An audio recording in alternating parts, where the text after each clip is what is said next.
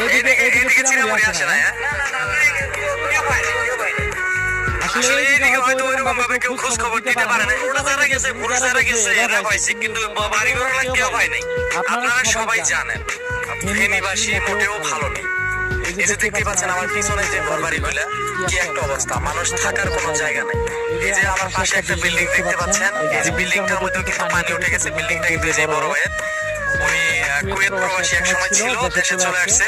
আবার ওনার বাসায় কিন্তু এই যে ওনাদেরকে আশ্রয় দিচ্ছে, আলহামদুলিল্লাহ। ওনার সাধ্য অনুযায়ী ওনার আশেপাশের যে প্রতিবেশী যারা আছে তাদেরকে উনি আশ্রয় দিচ্ছে।